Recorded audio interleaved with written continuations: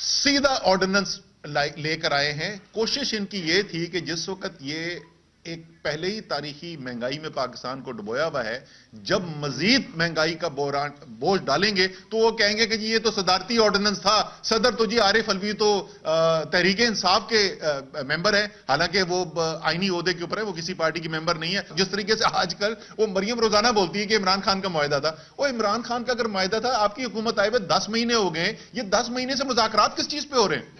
अगर पहले से मुआहदा था तो ये तो बता दो यार। मैं हफ्ते में 3 दफा सवाल का जवाब पूछता हूं। डार साहब आप जवाब दे दें, मरियम आप जवाब दे दें, मिफ्ता इस्माइल आजकल काफी सच बोल रहे हैं, वो जवाब दें इसका कि अगर मुआहदा पहले से हुआ था तो ये मुज़ाकरात किस चीज के हो रहे थे? तो मुआहदा जो है उसमें ताखीर इन्होंने की, गलत फैसले इन्होंने किए, अवाम के ऊपर बोझ इन्होंने डाला, और अब ये चाहते हैं कि आईनी तरीकेकार से भागकर फरार हासिल करके एक ऑर्डिनेंस के जरिए छुप छुपा कर मजीद इसके ऊपर बोल दिए जाए। और मेरे ख्याल में सदर साहब ने बिल्कुल ठीक फैसला किया है कि उन्होंने ये एडवाइस दी और वापस भेज दिया है कि आप जो है ये असेंबली के अंदर इस बिल को पेश करें। हमने असेंबलियां तहलील कर दी, इन्होंने कहा ये कर नहीं सकते, हमने असेंबलियां तहलील भी कर दी। अब आइन के अंदर वाज़े तौर के ऊपर लिखा हुआ है कि 90 दिन के अंदर इलेक्शन कराने, कोई उसके अंदर इबाम है ही नहीं। उसके बावजूद 31 दिन गुजर गए हैं पंजाब असेंबली को तहलील हुए हुए, आज तक तारीख नहीं दी गई है।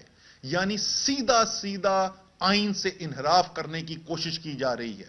वो फाइनेंस मिनिस्ट्री जो हर महीने वफाकी हुकूमत के 1000 अरब रुपए से ज्यादा के अखराजात, 1000 अरब से ज्यादा माहाना अखराजात के पैसे देती है, यानी पूरे साल के अंदर 12,000 अरब से ज्यादा वो अखराजात उठाती है। वो कहती है कि 12,000 अरब तो हमारे पास हैं, लेकिन इलेक्शन कराने के लिए 60 अरब हमारे पास नहीं है। इससे ज्यादा क्या वाज़ेह चीज हो सकती है कि ये फैसला कर बैठे हैं कि क्योंकि इमरान खान